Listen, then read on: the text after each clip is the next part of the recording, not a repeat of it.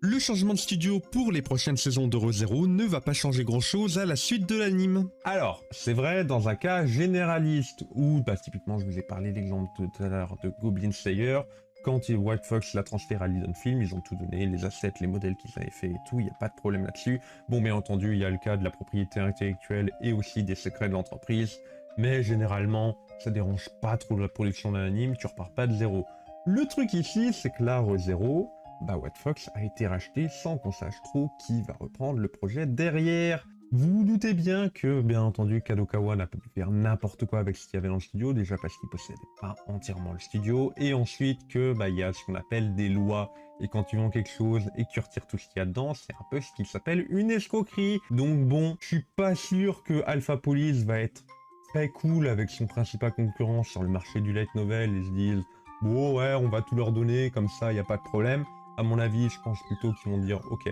on va peut-être travailler avec vous, on va peut-être vous passer quelques petits trucs ou pas, ou alors ils vont strictement dire allez vous faire foutre. Dans tous les cas, la finalité, c'est que tout ce qu'il y avait et qui est à l'intérieur du studio White Fox, à savoir les assets et tout, qui sont d'une aide énorme, globalement, ça prend énormément de temps à créer quand tu fais une adaptation d'un anime. Tout ça, actuellement, on sait pas trop où ça va être, comment ça va être, qu'est-ce que Kadokawa va faire un deal ou pas avec Alpha Police et tout, et forcément, ça prendra du temps, donc ça va retarder la production, donc potentiellement aussi, ça peut être question de blocage, puisque là encore, on a le facteur où Kadokawa, certes, ils sont producteurs derrière Re:Zero, mais aussi ils possèdent une très grande partie des entreprises qui concernent la production, la création, la diffusion des animes, ainsi que toute la publicité qui se fait derrière. Bref, si tu veux faire un anime au Japon, tu es obligé de passer par un des services ou des entreprises de Kadokawa à un moment ou à un autre. À voir comment ça va se débrouiller, ça sera de la magouille entreprise, on aura sans doute pas d'informations derrière, mais ce qui est sûr, c'est que ça va prendre beaucoup de temps en interne et que ça va forcément impacter la production. Et il y a aussi le facteur où, comme je vous l'ai dit, il y aura le cas d'une grosse perte de talent parce que